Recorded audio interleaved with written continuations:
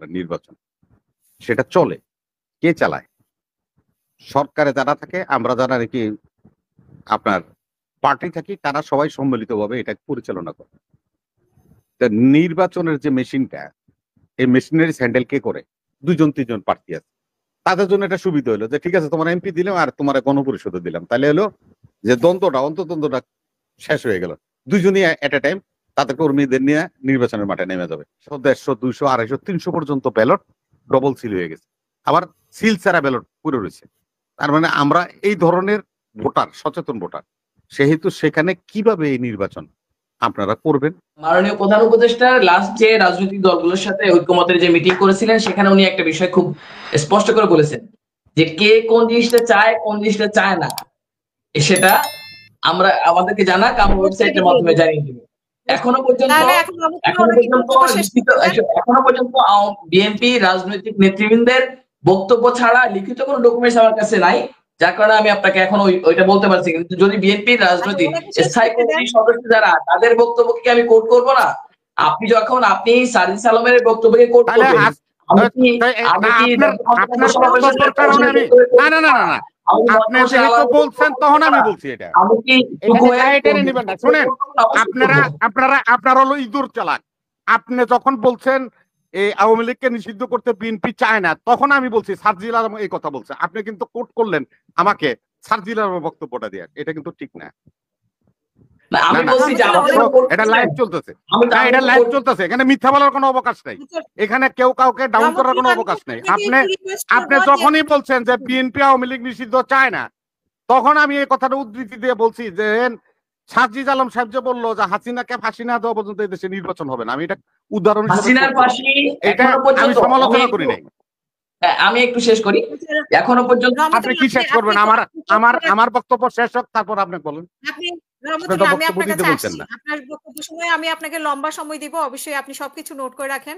মনির ভাই, আপনাকে যে বিষয়ে ছিলাম যে নির্বাচনে যে সরকারি আসবে সেই সরকারকে আওয়ামী লীগ প্রভাবিত করতে পারে, এই জন্য নির্বাচনের আগে হাসিনার বিচার হতে হবে এবং হাসিনার যারা আছে দোষর তাদের বিচার হতে হবে, বা হাসিনার সাথে গণহত্যার সাথে যারা জড়িত। এই বিষয়ে আপনি 2 মিনিটে শেষ করবেন প্লিজ। শুনেন, আপনারা বলি নির্বাচনের একটা মেকানিজম আছে, একটা ইনস্টিটিউশন, একটা যন্ত্র ধরতে পারে নির্বাচন, সেটা চলে, কে চালায়?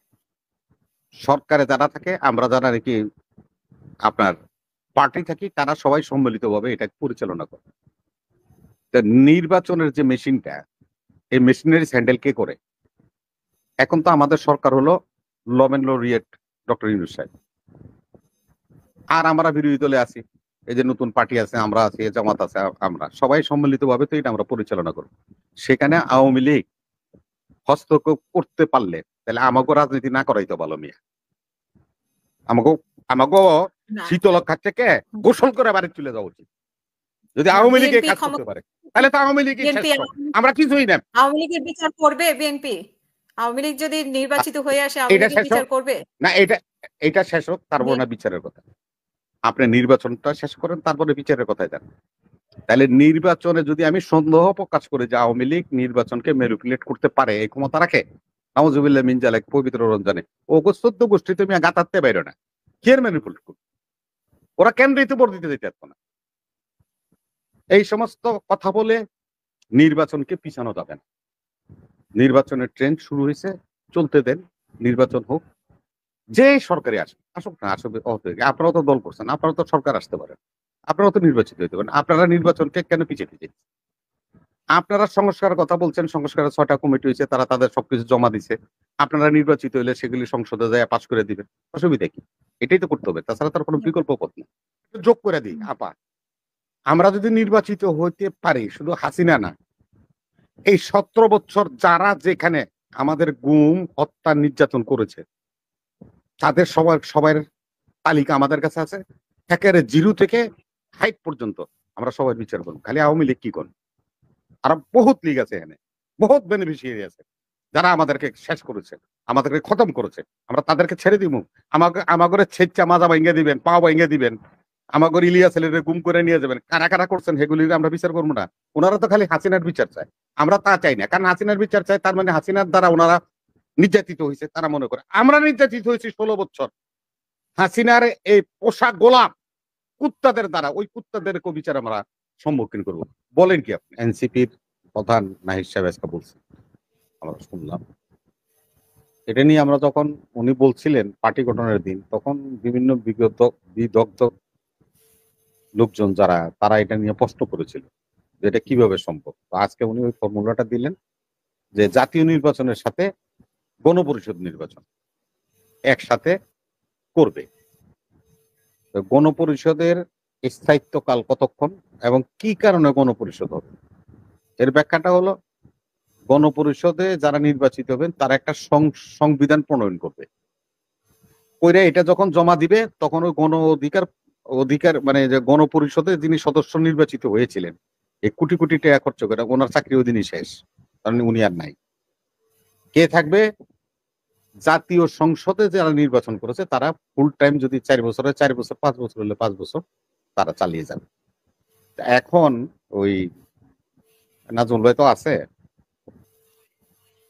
আমরা তো গাড়ির আগে ঘোড়া বাঁধা উচিত, কিন্তু ঘোড়ার আগে যদি গাড়ি বাঁধে তাহলে যে সমস্যাটা হয় সেটা হলো যে আপনার এই গণপরিষদ যে আপনি করবেন আর জাতীয় নির্বাচন একসাথে, এটার একটা ধারণা আমি দিই যে দুইটা নির্বাচনই হচ্ছে। আমি জানি যে জাতীয় সংসদের নির্বাচন করলে আমি 5 বছর এমপি থাকবো, আর আমি এটা জানি যে আমি যদি এই গণপরিষদের নির্বাচন করি তাইলে আমি ওই ফ্রেম অফ টাইমের মধ্যে আমার কার্যকাল শেষ হয়ে যাবে। আমি একজন সাধারণ মানুষ, আপনিও যদি মনে করেন যে আপনি কোন নির্বাচনটা আপনি চুজ করবেন, আপনি এমপি নির্বাচন চুজ করবেন না গণপরিষদের সদস্য চুজ করবেন, তাহলে দেখা গেল যে যারা এই তথ্যটা নিয়ে আসছেন নাহিদুল ইসলাম সাহেব নিজে এবং এই যে আমার ভাই বসে রয়েছে রহমতুল্লাহ, তারা সবাই কিন্তু এমপি হিসাবে দাঁড়াবে, কেন তারা তো এমপি হতে চায়, তারা ওইটা তো হবে না। তাই এখন আপনাকে আমি বলি যে আপনি যখন এমপি হওয়ার জন্য ভালো ভালো লোকগুলি সব রাষ্ট্রের হলো, গণপরিষদ সদস্য তাদের যে যারা হবে তারা দেখা গেল কি যেন আপনার সমাজের কিছু লোকজন অথবা অতি উৎসাহী হইয়া একটা পদের জন্য দাঁড়াবে, তারা তো সংবিধান বিশেষজ্ঞ নয়। এই জিনিসটা আপনাকে বুঝতে হবে। সংবিধান বানাতে হলে রহমতুল্লাহ সাহেব সংবিধান বিশেষজ্ঞ লাগবে। এখন আমি মনে করেন যে একটা সাধারণ মানুষ, তৃণমূলের কর্মী, আমার দল একটা চিন্তা করলো, আমার মনে করেন আমার আসনে 2-3জন প্রার্থী আছে, তাদের জন্য একটা সুবিধা হলো যে ঠিক আছে তোমার এমপি দিলাম আর তোমার গণপরিষদে দিলাম, তাহলে হলো যে অন্তদ্বন্দ্বটা শেষ হয়ে গেল, দুইজনই এট এ টাইম তাদের কর্মীদের নিয়ে নির্বাচনের মাঠে নেমে যাবে। এখন আমার মতো একটা লোক গণপরিষদের সদস্য বানাই দিয়া পার্টি বেনিফিট পাইলো, রাষ্ট্র বেনিফিট পাবে না। কারণ 300 জন গণপরিষদ সদস্য আপনি বাংলাদেশে বানায় দিবেন যারা সংবিধান বিশেষজ্ঞ, এই ধরনের লোক আছে বলে আমার কাছে মনে হয়। হ্যাঁ, ডক্টর কলিমুল্লাহ সাহেব উনি সংবিধান বিশেষজ্ঞ না, উনি হলো জানিপোক, তার মানে নির্বাচন বিশেষজ্ঞ। ডক্টর শাহাদিন মালিক তিনি সংবিধান বিশেষজ্ঞ, তিনি কিন্তু নির্বাচনী বিশেষজ্ঞ না। এটা সাধারণ একটা উদাহরণ হিসেবে বললাম। এখানে সবটাই পুরোটাই কন্ট্রাডিক্টরি। এখানে কোনো অবস্থাতে এই নির্বাচন নিয়ে যে কথা বলছে যে দুইটা একসাথে নির্বাচন, প্রায় দুইটা একসাথে নির্বাচন হলে আমাদের দেশে ভোটাররা রহমতুল্লাহ এখনো অনেক ভোটার আছে, আমার মা বোনরাই, এখানে বিরক্তি করার কথা না, তর্ক বিতর্ক না। অনেকে বললে নাকি মার্কাও চিনে না, আমার মা বোনেরা, আমার ভাই ব্রাদাররা, আমার অনেকে অনেকে আমরা দেখি যে আমরা তো ভোট করি, ভোট করলে দেখা যায় আপনার একটা কেন্দ্রে 100, 150, 200, 250, 300 পর্যন্ত ব্যালট ডবল সিল হয়ে গেছে, আবার সিল ছাড়া ব্যালট পুরো রয়েছে। তার মানে আমরা এই ধরনের ভোটার, সচেতন ভোটার, সেহেতু সেখানে কিভাবে এই নির্বাচন আপনারা করবেন আমি জানি না, তো যদি করেন তো ভালো কথা, সেটা আপনাদের বিষয়। এখন আমার কথাটা হলো যে আপনি যদি যে কারণে যে উদ্দেশ্যে এই কাজটা করবেন সেই উদ্দেশ্য যদি ব্যাহত হয়, তাহলে তো আপনার কোটি কোটি টাকা এই ভোটের মধ্যে খরচ করে আপনি একটা গণপরিষদ বানাবেন, সেটা তো আমাদের জন্য আসলে একটা কস্টলি হয়ে যাবে। রাষ্ট্রের এখন যে অবস্থা, আমরা যেভাবে এগিয়ে যাচ্ছি, স্বৈরাচার সরকার কোটি কোটি লক্ষ লক্ষ কোটি কোটি টাকা আমাদের দেশ থেকে নিয়ে চলে গেছেন। আসলে ইউনূস সাহেব একজন অর্থনীতিবিদ এবং নোবেল লরিয়েট দেখে কিছুটা হয়তো বা এদিকে সেদিকে ঘুরে গাড়ায় কোন রকম রাষ্ট্রটাকে টেনে নিয়ে দিতেছে, পারতেছে। অন্য কোন লোক হলে এই সময় এই মুহূর্তে ক্ষমতায়, তাহলে তারা 1 মাসও ক্ষমতা থাকতে পারতো না। আমার কাছে যে ধারণা, ফিনান্সিয়াল সাইটের কথা বলছি, যে আমাদের যে অর্থনীতির অবস্থা, সেখানে আমরা আবার 2টা নির্বাচন নিয়ে আসতেছি, নির্বাচন করব, এটাও আমরা তথ্য হাজির করছি। এখন এই তথ্য হাজির করে রাজনীতিতে বিতর্ক করা যাবে, রাজনীতিতে সঠিক পথে চলা যাবে না। এজন্যই বলছি, কলিমুল্লাহ ভাই তো এখানে আছেন, এই সমস্ত কোনো কিছুই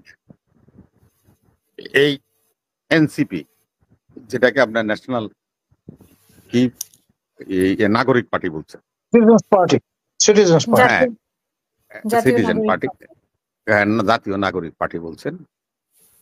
এখন আমি, তারা বলে, তারা এই যে চলে গেল, তো ও থাকলে ভালো হতো, তারা বলে কি ইনকেলাব জিন্দাবাদ।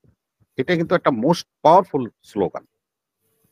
এই স্লোগানটা উদ্বোধন করছিল একটা লোক, সে হলো, তাকে কাশ্মীরের শের বলা হয়, শেখ আব্দুল্লাহ।